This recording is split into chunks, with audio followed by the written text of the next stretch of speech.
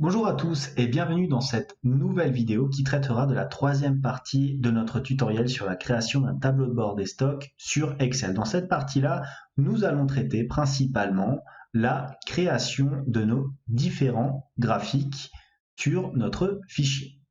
Mais tout d'abord, et comme d'habitude, si vous souhaitez aller plus loin dans les explications, je vous invite à cliquer sur les liens de formation dans la description.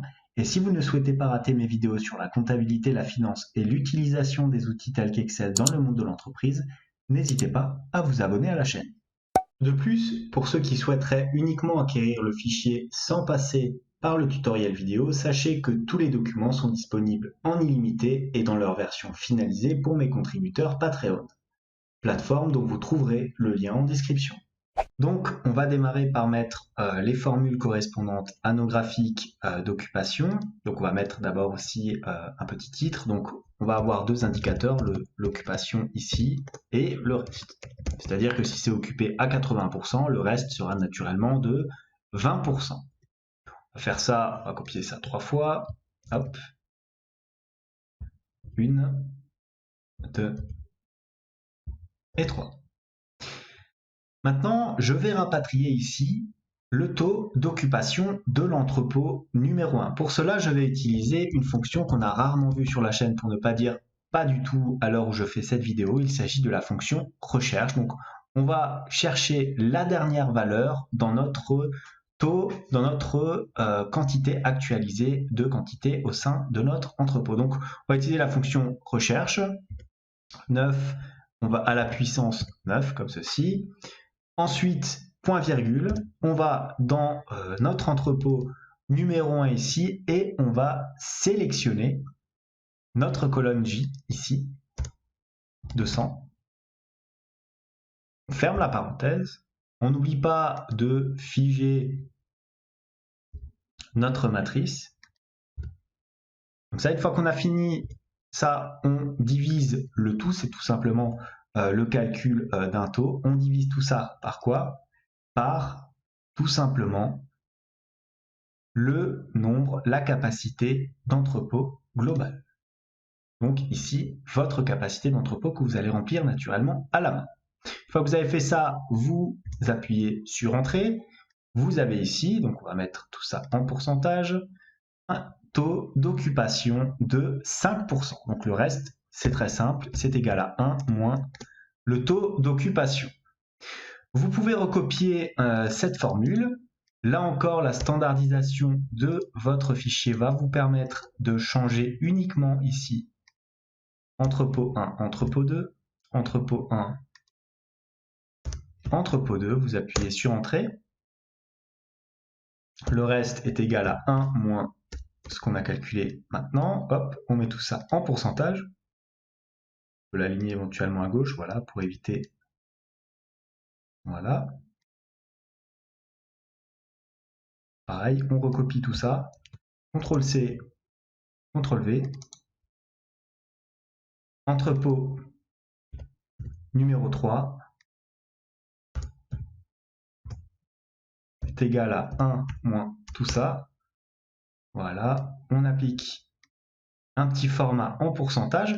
Une fois qu'on a fait ça, on calcule la moyenne générale ici dans notre taux consolidé. Donc pour ce faire est égal, on ouvre la parenthèse et on va prendre tout simplement notre montant. Alors lequel va-t-il être? On va se placer en H ici.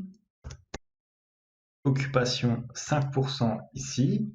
On ouvre la parenthèse naturellement comme on fait un calcul de moyenne.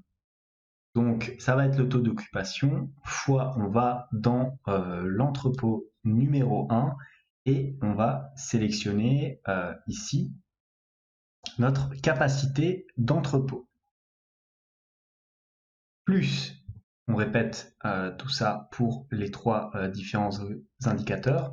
Donc l'occupation ici fois entrepôt 2, tout simplement la capacité d'entrepôt, plus, là encore on rajoute, tableau de bord, l'occupation fois entrepôt 3, capacité d'entrepôt. Naturellement vous pouvez changer, hein, c'est différent éléments. Fermez votre parenthèse, le tout divisé, on ouvre là encore la parenthèse par la capacité d'entrepôt globale, donc c'est-à-dire les 15 000 ici, plus les 15 000 ici, plus les 15 000 ici. On ferme la parenthèse et on appuie sur Entrée. Voilà, on va mettre un petit pourcentage là-dedans. 20% est égal à 1 moins ce qu'on a là au-dessus. Voilà, on va mettre tout ça à gauche. Alors, on est relativement cohérent. Regardez, 15, 5, 30 et 25. Ce qui veut dire qu'on est à peu près effectivement à un taux d'occupation d'environ 20%, comme on a à peu près le même dénominateur ici dans notre petite formule. Donc, une fois qu'on a fait ça, on peut maintenant intégrer notre graphique de progression. Alors, on va dans Insertion ici, on va insérer ici, vous voyez, insérer un graphique en secteur ou en anneau. On va insérer un graphique en anneau, comme ça. Voilà. Attendez, on va d'ailleurs peut-être éviter de sélectionner n'importe quelle zone. Voilà, on fait tout simplement insertion comme ceci. J'aime bien modifier entièrement le graphique en allant, sélectionnant ici la plage de données que je souhaite moi-même ajouter. Donc j'ajoute ici avec des valeurs de série séparées à chaque fois par des virgules. Voilà, vous mettez 10 séparateurs comme ceci sur votre graphique. Vous faites un petit OK comme ça. Vous allez dans le plus de votre graphique. Vous enlevez le titre naturellement et les légendes, hein, puisque ils y sont déjà ici. Ensuite, vous vous retrouvez ici à double-cliquer pour faire apparaître ici votre onglet de mise en forme. Attendez, je vais sélectionner voilà, l'entièreté de mon anneau. Épaisseur de l'anneau, je vous propose de mettre 65%. Voilà, je trouve que ça fait mieux. Ensuite, en termes de remplissage, je vais choisir un remplissage automatique. On va mettre du vert peut-être un petit peu foncé comme ceci. Une fois qu'on a fait ça, naturellement, on fait un petit clic droit et on supprime aussi le contour de notre forme comme ça, vous voyez, plus de contour. Et ensuite, on va sélectionner notre plage de données. Donc, on va ajouter une nouvelle plage de données. On supprime les valeurs ici par défaut et on sélectionne les 20 et 80%. Vous voyez, un deuxième anneau est apparu sur notre graphique. On appuie sur OK. On fait un petit clic droit ici sur le premier anneau, modifier le type de graphique. Voilà. Vous cliquez ici sur axe secondaire de sorte à faire apparaître un seul anneau. Une fois que vous avez fait ça, vous choisissez tout simplement ici votre premier découpage. Vous allez prendre une couleur blanche, tout simplement, et vous allez régler. Non, je souhaite seulement celui-ci. Voilà. Couleur blanche, je vais augmenter la transparence, je vais la mettre à fond, puisqu'il s'agit du remplissage, et pour celle-ci, je vais mettre une transparence de à peu près, on va mettre 35%. Voilà, donc on a notre petit graphique de progression. Ensuite, ce que je vous propose éventuellement là aussi de faire, c'est d'ajouter, donc insertion, tout simplement une zone de texte que vous allez mettre au centre de votre graphique. Donc texte, zone de texte. Voilà, comme ça. Là, pour intégrer une formule, il faut la taper directement dans la barre de formule et vous allez mettre tout simplement ici votre montant, voilà, qui apparaîtra ici donc dans votre petite zone de texte. Vous allez dans format éventuellement de la forme, peut-être même pas besoin, donc vous allez plutôt la placer ici au centre, augmenter naturellement la taille de la police de votre texte. Voilà, on va mettre du 28, c'est parfait. On va mettre tout ça en gras. Est-ce qu'on le met éventuellement en vert? Ouais, ça fait un petit peu mieux.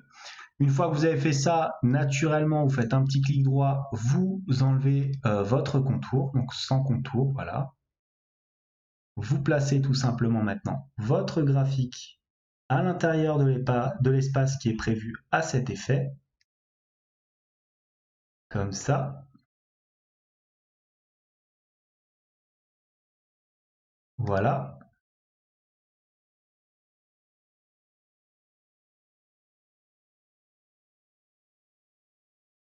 On va faire plus simple, on va carrément changer le remplissage là aussi. On va mettre aucun remplissage, voilà, comme ça il s'intégrera parfaitement dans notre graphique. Voilà notre graphique comme ça de progression et de taux d'occupation. Donc une fois qu'on a fait ça, vous avez très bien compris, on va copier et coller 3 fois ces différents éléments. Regardez avec la magie du montage. Et voilà vos 4 graphiques de progression. Donc en copiant, collant tout simplement le premier et en faisant les petits rectificatifs, vous avez vos 4 graphiques de progression totalement identiques qui vont naturellement s'ajuster à chaque fois en fonction des différentes quantités de stock perçues au sein de vos différents entrepôts, ce qui vous donnera naturellement la moyenne ici dans vos données globales.